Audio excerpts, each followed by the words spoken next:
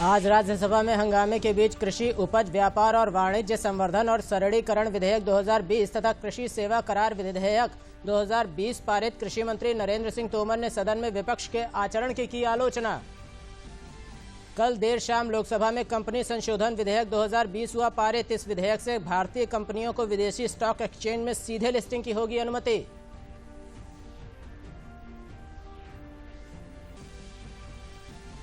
Basic शिक्षा राज्य मंत्री सतीश चंद्र द्विवेदी ने कहा, बेसिक शिक्षा विभाग में पिछले 3 वर्षों में योगी सरकार ने जितना बदलाव किया उतना 50 वर्षों में नहीं।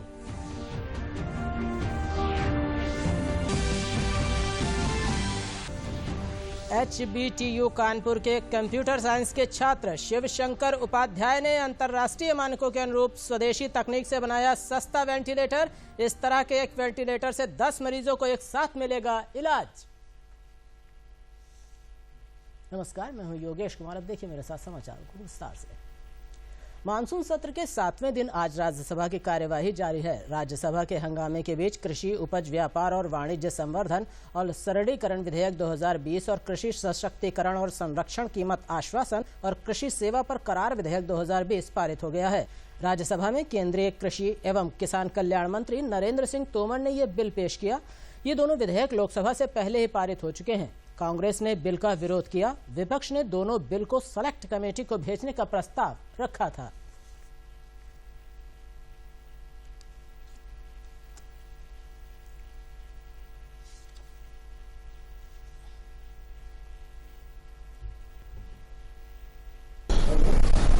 राज्यसभा में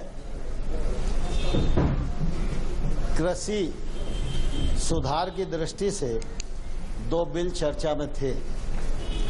मैं माननीय प्रधानमंत्री जी को धन्यवाद देना चाहता हूं कि एक लंबे अरसे से किसान घुटन महसूस कर रहा था, बेबसी महसूस कर रहा था और बरसों से पार्टियों के लोग, स्वामीनाथन साहब जैसे विद्वान लोग, श्वेतकारी संगठन के शरद जोशी जी जैसे नेता, नेशनल फार्मर कमीशन है, उसने जो रिकमेंडेशन दी, उसके बावजूद भी कांग्रेस ने कभी किसान को न्याय दिलाने का काम नहीं किया।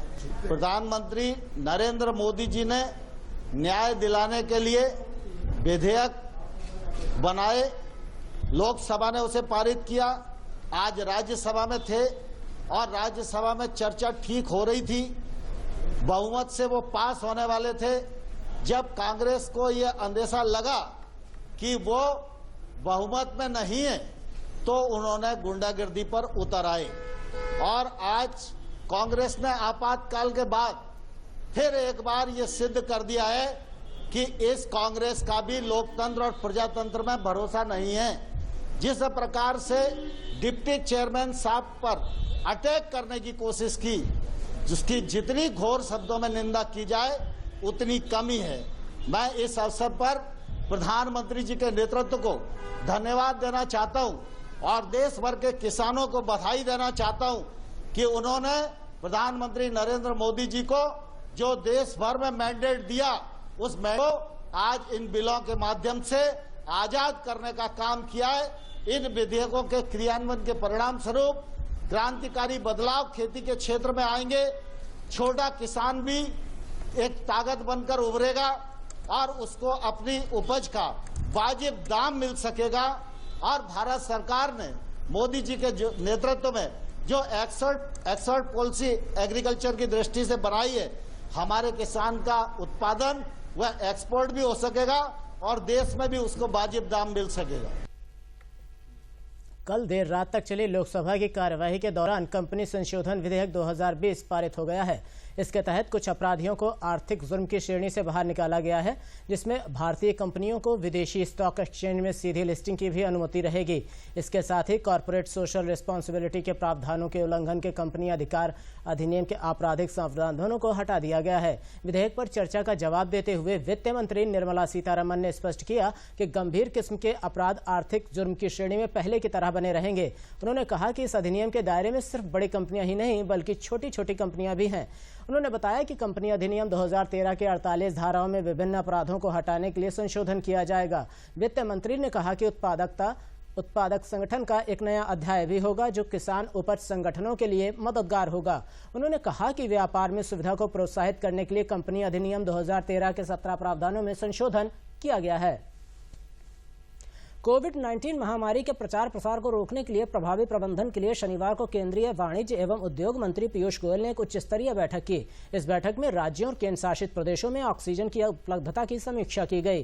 केंद्रीय मंत्री ने राज्यों से जिला और स्वास्थ्य केंद्र स्तर पर स्थिति पर ध्यान देने और ऑक्सीजन की उपलब्धता के लिए प्रभावी योजना बनाने का आग्रह किया। इसके साथ ही कैबिनेट सचिव की अध्यक्षता में एक उच्च स्तरीय बैठक हुई। नीति मामलों के स्वास्थ्य मामलों के सदस्य, स्वास्थ्य सचिव, उद्योग और आंतरिक व्यापार संवर्धन विभाग के सचिव, स्वास्थ्य और गृह मंत्रालय के वरिष्ठ अधिकारियों के साथ 12 राज्यों और केंद्र शासित प्रदेशों के मुख्य सचिव बैठक में शामिल हुए। महाराष्ट्र, कर्नाटक, आंध्र प्रदेश, उत्तर प्रदेश, तमिलनाडु, ओडिशा, चंडीगढ़, तेलंगाना, केरल, पंजाब, दिल्ली और पश्चिम बंगाल के सचिव बैठक में वीडियो कॉन्फ्रेंसिंग में शामिल हुए। केंद्र में 80% मरीज इन्हीं राज्यों और केंद्र शासित प्रदेशों में से हैं। कोरोना के खिलाफ सरकार के सख्त कदमों की बदौलत बेहतर नतीजे सामने आ रहे हैं। स्वास्थ्य और परिवार कल्याण मंत्रालय के अनुसार देश के विभिन्न कोरोना वायरस महामारी से संक्रमित लोगों में से अब तक 43,03,043 मरीज स्वस्थ हो चुके हैं, जिसके बाद देश में रिकवरी रेट बढ़कर 79.68% हो गया। देश में कोविड मृत्यु पर घटकर 1.61% रह गई है। चिकित्सा क्षेत्र में एक बड़ा बदलाव किया गया है। अब पीजी करने वाले मेडिकल छात्र को चाहे वो एमजी कर रहे हों या फिर एमएस, 3 महीने तक जिला अस्पताल में नियुक्ति अनिवार्य होगी। वे 2020-21 सत्र से लागू होगा। इस कवायद का मकसद प्रशिक्षित डॉक्टरों की संख्या को बढ़ाना है ताकि गांव के लोगों को बेहतर इलाज मिल सके। इस कोर्स का नाम district residency programme for all PG students है। पीजी छात्र को तीसरे, चौथे और 5वें सेमेस्टर में अपना योगदान देना होगा। यह व्यवस्था सितंबर 2021 तक प्रभावी रहेगी और उम्मीद की जा रही है कि जिला अस्पताल में 4 से 8 रेजिडेंट डॉक्टर हर वक्त मौजूद रहेंगे। बेसिक शिक्षा राज्य मंत्री सतीश चंद्र द्विवेदी ने कहा है कि प्रदेश में विधान परिषद की 11 सीटों पर चुनाव हो रहा है और आगरा में शिक्षक और स्नातक की दोनों सीटों पर भाजपा बड़े अंतर से चुनाव जीतेगी। बेसिक शिक्षा राज्य मंत्री सतीश चंद्र द्विवेदी आज आगरा के जयपुर हाउस स्थित माधव भवन सभागार में विधान परिषद के चुनाव से संबंधित तैयारियों की समीक्षा बैठक करने के बाद पत्रकारों से बात कर रहे थे। उन्होंने कहा कि प्रदेश में भाजपा की सरकार आने के बाद स्कूलों को ठीक किया गया है और छात्रों को यूनिफॉर्म देकर मुख्यमंत्री योगी आदित्यनाथ ने बेसिक शिक्षा में परिवर्तन किया है। उन्होंने कहा कि जो बदलाव 50 सालों में नहीं हुए वह योगी सरकार ने 3 साल में करके दिखाया है। उन्होंने कहा कि 21 सितंबर से स्कूल खोले जाने का फैसला नहीं लिया गया है। ऑनलाइन क्लास चल रही है और छात्रों को नए सत्र की किताबें दी जा चुकी हैं।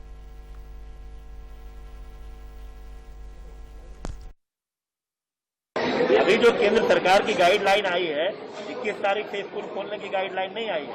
ये आया है कि 21 सितंबर के बाद से 9 से लेकर 12 तक के विद्यार्थी अगर उनको अपने शिक्षक से कुछ परामर्श लेना है, कुछ पूछना है, तो वो जा सकते हैं विद्यालय तक। विद्यालय खोलने की बात नहीं आई है।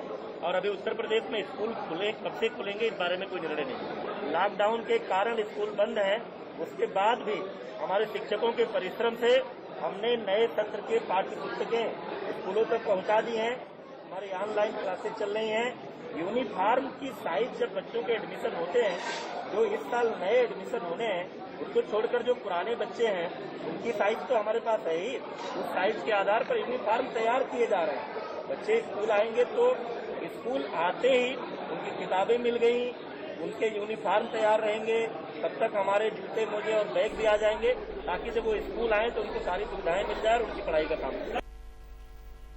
कानपुर नगर स्थित हरकोट पटलर प्राविधिक विश्वविद्यालय HBTU के कंप्यूटर साइंस इंजीनियरिंग विभाग के अलुमिनी शिवशंकर उपाध्याय ने स्टार्टअप के तहत अंतर्राष्ट्रीय मानकों के अनुरूप को वेंटिलेटर तैयार किया है। कोविड-19 संक्रमण काल में बनाया गया ये वेंटिलेटर मरीजों के लिए वरदान साबित हो सकता है। शिवशंकर उपाध्याय ने बताया कि वेंटिलेटर विशेष रूप से कोविड के लिए DRDO के साथ ही US और UK की गाइडलाइन को ध्यान में रखते हुए विकसित किया गया है। इस वेंटिलेटर से 10 मरीजों का सपोर्ट किया जा सकता है। वहीं इस वेंटिलेटर की कीमत भी काफी कम है।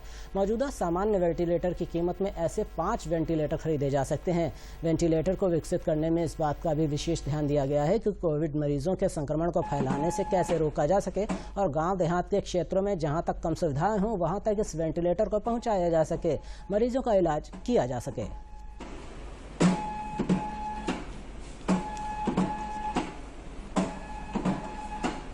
ये वेंटिलेटर जो है वो दूसरे वेंटिलेटर से ऐसे अलग है कि इसमें कंप्लीट रिप्लेसेबल ब्रीदिंग चैनल है, जो कि एक पेशेंट से दूसरे पेशेंट पे जब हम वेंटिलेटर को लगाएंगे तो हम इसका रेस्पिरेटरी चैनल जो है वो पूरा रिप्लेस कर सकते हैं, जिससे कोई भी सेकेंडरी इन्फेक्शन होने की कोई चांस नहीं है। और इसमें 200 से 1500 ml तक की टाइडल वॉल्यूम कैपेसिटी है, जो कि इसको अपने आप में सभी वेंटिलेटर से थोड़ा अलग बनाती है। हमने कोविड के लिए स्पेसिफिकली वेंटिलेटर डेवलप किया है। ये वेंटिलेटर जो DRDO की गाइडलाइंस आए थे कोविड के लिए, जो वेंटिलेटर डेवलप करने के लिए, और जो US और UK के भी जो गाइडलाइंस हैं कोविड के वेंटिलेटर के ध्यान में रखते हुए डेवलप किया गया है। वेंटिलेटर में 2-3 चीज़ों की खास ध्यान दिया गया है कि कोविड में जिस तरह से इन्फेक्शन फैलता है उस इन्फेक्शन को कैसे रोका जा सके। हमारे रूरल एरियाज़ में जो भी गांव देहात के जो छोटे कस्बों में हॉस्पिटल्स हैं जहां पे कम सुविधाएं हैं, वहां पर भी कैसे लोगों का इलाज किया जा सके। इसके अलावा कम से कम कीमत में इसको किस तरह से मरीजों तक और हॉस्पिटल्स तक पहुँचाया जा सके, इसका ध्यान रखा गया है। और इसकी जिस कीमत में एक नॉर्मल वेंटिलेटर आता है उस कीमत में ऐसे 5 वेंटिलेटर हम इम्प्लीमेंट कर सकते हैं और किसी भी दूसरे इंफ्रास्ट्रक्चर की जरूरत नहीं पड़ती इसके ऑपरेशन के लिए। मिस्टर शिव शंकर उपाध्याय ने, जो कंप्यूटर साइंस का स्टूडेंट रहा है, और उसने एक वेंटिलेटर जो कॉम्पैक्ट वेंटिलेटर, आई से compact and very useful in COVID-19 for our country he has developed। और मैं इतना ही कहूँगा क्योंकि डेवलप उसने किया है, मेरा गाइडेंस है, बट मेरे बड़ी खुशी हो रही है कि उसने एक देश के लिए बड़ी अच्छी चीज़ डेवलप की है। आज लखनऊ के जैन मंदिर में प्रधानमंत्री नरेंद्र मोदी के दीर्घायु होने की पूजा अर्चना की गई। जैन मंदिर में उपस्थित जैन समुदाय के लोगों ने कहा कि प्रधानमंत्री नरेंद्र मोदी ने देश और देश की जनता के लिए अच्छे काम किए हैं। प्रभु उनको लंबी उम्र दे और इसी तरह देश की वे सेवा करते रहें। कोरोना संक्रमण काल में सोशल डिस्टेंसिंग का पालन करते हुए चेहरे पर मास्क लगाकर इन लोगों ने भगवान महावीर स्वामी की आराधना की। इन लोगों ने प्रभु से कामना की है कि प्रधानमंत्री नरेंद्र मोदी की नीतियों के कारण देश सुरक्षित है। प्रभु उनको भी लंबी उम्र प्रदान करें, जिससे लंबे समय तक वे देश की सेवा करें। प्रधानमंत्री के जन्मदिन के अवसर पर सप्ताह भर तक मनाए जाने वाले कार्यक्रम के उपलक्ष्य में यह पूजा कार्यक्रम आयोजित किया गया था।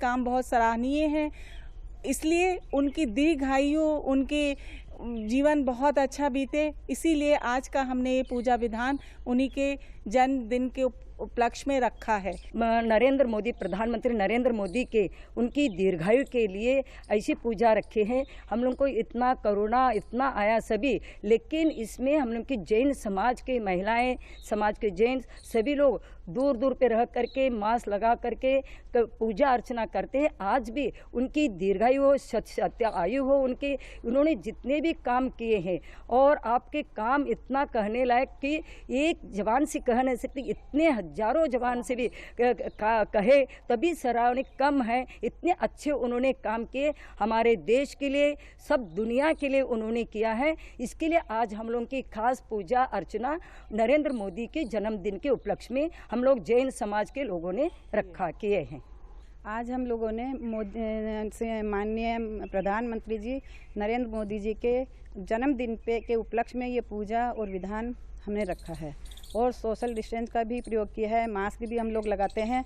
ये मोदी जी का ही हम लोगों को चेतना दी गई थी, उसी से हम लोग चल रहे हैं कि 7 दिन का प्रधानमंत्री जी के जन्मदिन के अवसर पर जो कार्यक्रम हो रहे हैं, उसी के अंतर्गत आज हमारे जैन मंदिर में विभिन्न तरह के आयोजन हुए हैं, जिसमें पूजा, भगवान का अभिषेक, ये सब करने का मेन उद्देश्य ये था कि माननीय मोदी जी की आयु का दीर्घायु होने का हम लोग कामना करते हैं, और ऐसे यशस्वी प्रधानमंत्री के लिए उम्मीद करते हैं कि इसी तरह से हम लोगों के लिए वो काम करते हैं और देश को आगे ले जाते हैं।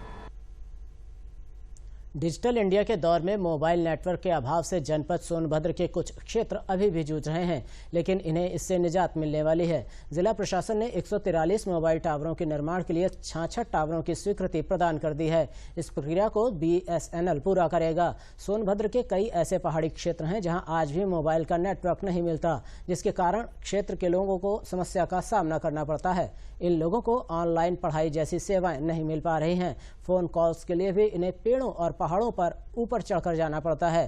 प्रतिकूल मौसम में भी इन्हें इन समस्याओं से जूझना पड़ता है, लेकिन अब इनको इस समस्या से निजात मिल जाएगी, क्योंकि अब इनके गांव में मोबाइल टावर लगने जा रहे हैं।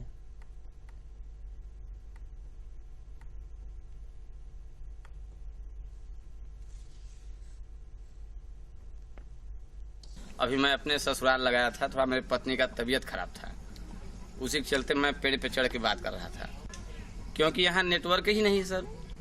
उसी तरह हम लोग अपने समस्या के लिए यहाँ पहाड़ है, कहीं टिल्ला है, कहीं खेत है, मेड़ा पे है, यहाँ तक कि बारिश हो रहा है, उसमें भी इंसान सांप है, कोई भी जानवर अपने जान को भी नहीं देखता है। किसी का तबीयत खराब हो गया तो हमें जाके एम्बुलेंस के नंबर पर से हम लोग फोन करते हैं, नेटवर्क में जाना पड़ता है।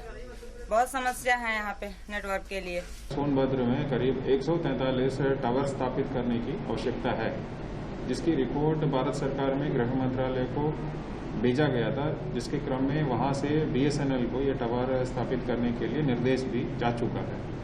तो उस क्रम में पिछले वित्तीय वर्ष में करीब 66 टावर स्थापित करने के लिए प्रक्रिया शुरू किया गया BSNL द्वारा, जो अभी प्रक्रियाधीन है। जनपद बलरामपुर में प्रधानमंत्री के कृषि सुधार विधेयक से किसान उत्साहित हैं। एक देश एक बाजार पर सरकार के फैसले पर किसान और कृषि व्यवसाय से जुड़े लोगों ने कहा कि अपनी फसल को वे अब कहीं भी बेच सकने से जहां अपनी उपज का सही मूल्य मिलेगा, वहीं बिचौलियों और आढ़ातियों की भी कोई दखलंदाजी नहीं रहेगी। किसानों को सही कीमत मिलने से उनकी आर्थिक स्थिति मजबूत होगी, साथ ही सरकार का किसानों की आय दोगुनी करने का लक्ष्य भी पूरा होगा। किसानों ने कहा कि सरकार किसान के हित में ये अच्छा कार्य कर रही है। किसान अजीत सिंह व शिवमणि ने इसे किसानों के लिए उनके हित में मील का पत्थर बताया और कहा कि 70 सालों में अभी तक किसानों के हित में इतना काम नहीं हुआ था। कृषि संबंधी विकास व्यवसाय से जुड़े राजेंद्र सिंह ने भी इसे किसानों के लिए सरकार का एक बहुत बड़ा कदम बताया। किसान संतोष कुमार, अजय कुमार राजू, अनिरुद्ध प्रसाद ने इसके लिए सरकार को धन्यवाद दिया और कहा कि सरकार लगातार किसानों के हित में फैसले कर रही है।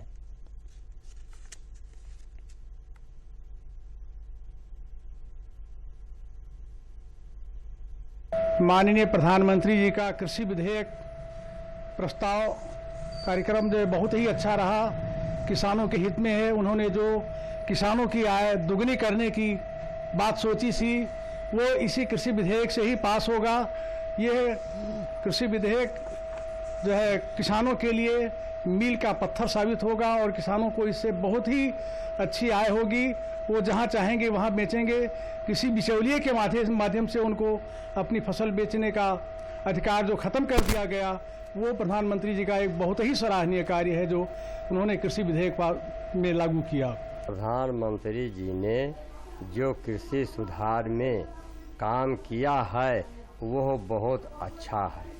किसान अपनी फसल को अपने इच्छा अनुसार बेच सकेगा, दलाल खत्म होंगे, अच्छा दाम मिलेगा। इसके लिए प्रधानमंत्री जी को धन्यवाद है। कृषि सुधार विधेयक किसानों के लिए बहुत अच्छा है। इससे दलालों से किसानों को छुटकारा मिलेगा। इससे किसान अपनी मनमर्जी से जब चाहे जब अपना अनाज जब चाहे जहाँ बेच सकते हैं। और इससे प्रधानमंत्री जी को बहुत धन्यवाद देते हैं।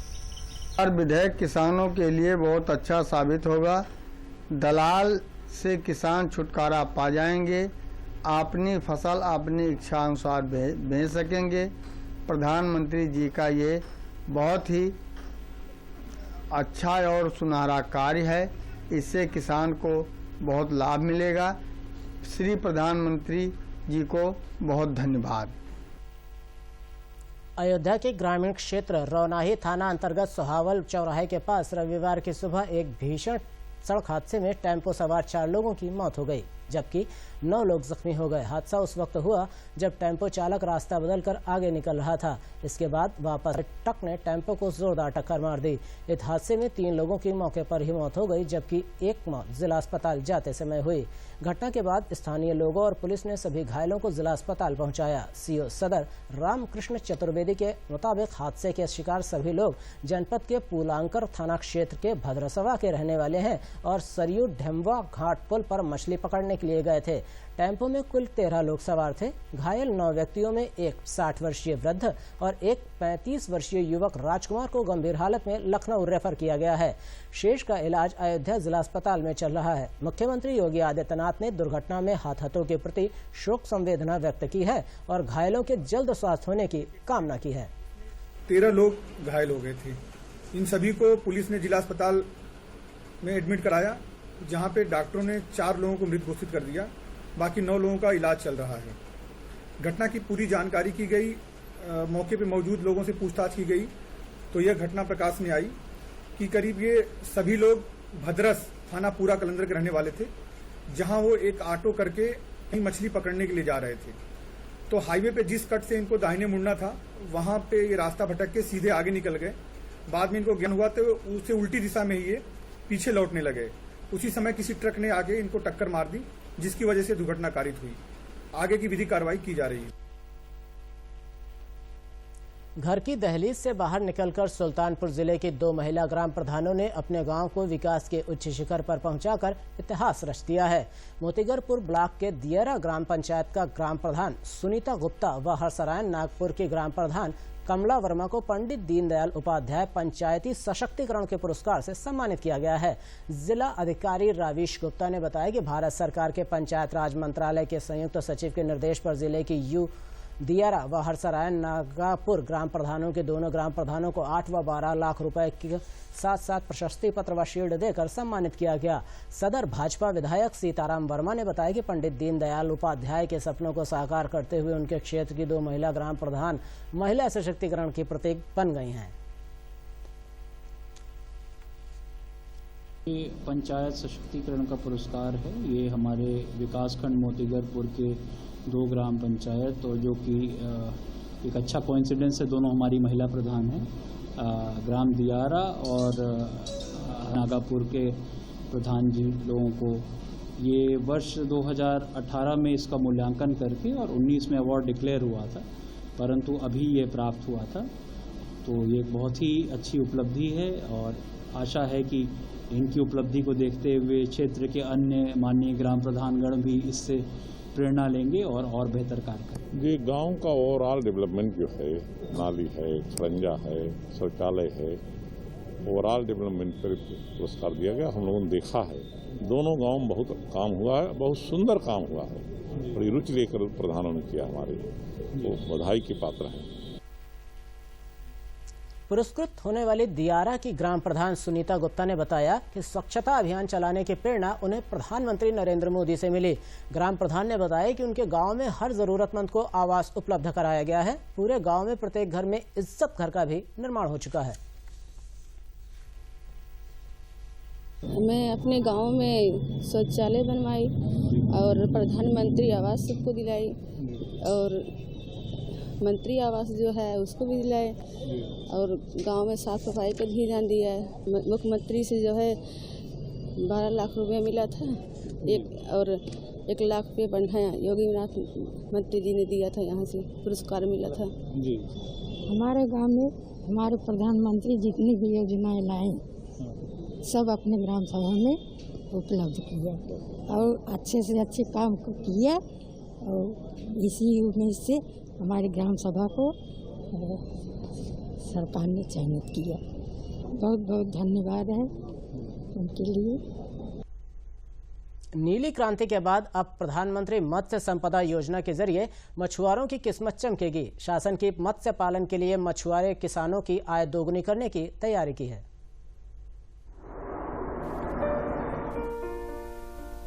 मत्स्य निर्यात दोगुना करने और अधिक से अधिक रोजगार का सृजन करने के साथ किसानों की आय को दोगुना करने के मकसद से प्रधानमंत्री मत्स्य संपदा योजना की शुरुआत की गई है।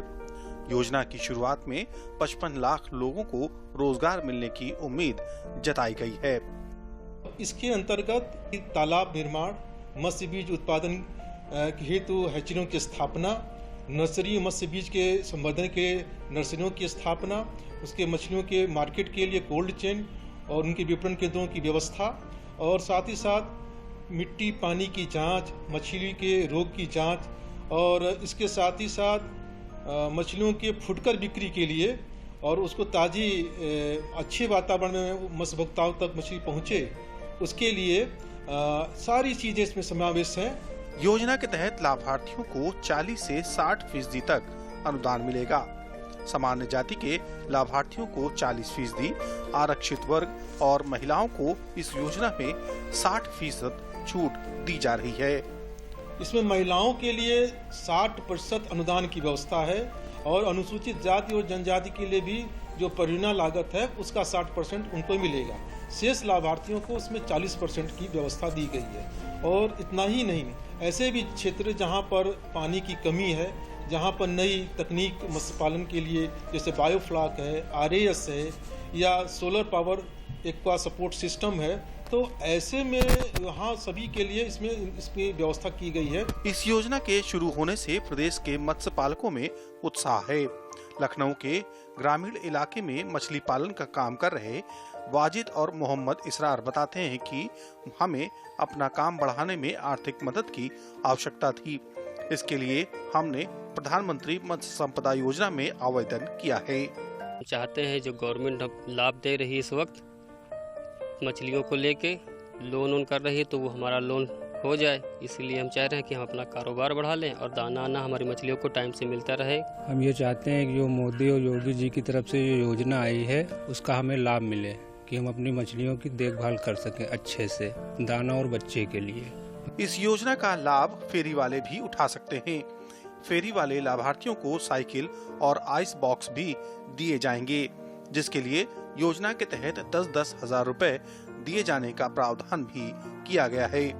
सरकार से ये चाहते हैं जब इनका कारोबार बढ़ेगा तो हमारा भी कारोबार कुछ बढ़ेगा, जब इनका कारोबार बंद हो जाएगा तो हमारा भी कारोबार बंद हो जाएगा। पीएम मत्स्य संपदा योजना के अंतर्गत 20,000 करोड़ से अधिक का निवेश इस क्षेत्र में होने वाला सबसे अधिक निवेश है, जिससे निश्चित तौर पर मत्स्य उत्पादकों को लाभ मिलेगा। Himanshu Sonkar, DD news, Lucknow.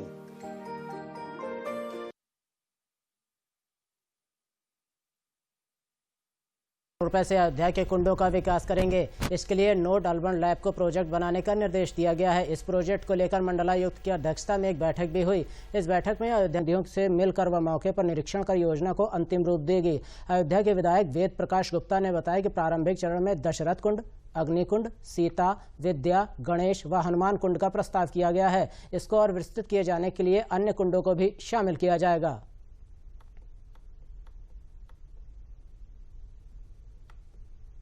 अंत में प्रमुख समाचार एक बार फिर।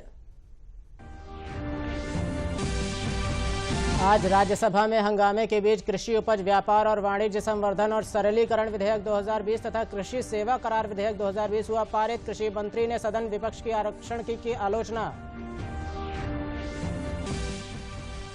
कल देर शाम लोकसभा में कंपनी संशोधन विधेयक 2020 हुआ पारित। इस विधेयक से पारित भारतीय कंपनियों को विदेशी स्टॉक एक्सचेंज में सीधे लिस्टिंग की होगी अनुमति।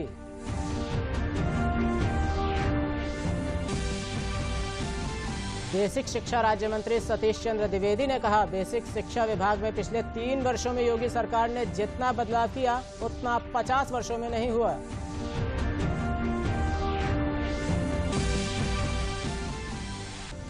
HBTU कानपुर के कंप्यूटर साइंस के छात्र शिव शंकर उपाध्याय ने अंतर्राष्ट्रीय मानकों के अनुरूप स्वदेशी तकनीक से बनाया सस्ता वेंटिलेटर। इस तरह के एक वेंटिलेटर से 10 मरीजों को एक साथ मिलेगा इलाज। इसी के साथ समाचार समाप्त हुए। मुझे दीजिए इजाजत। नमस्कार।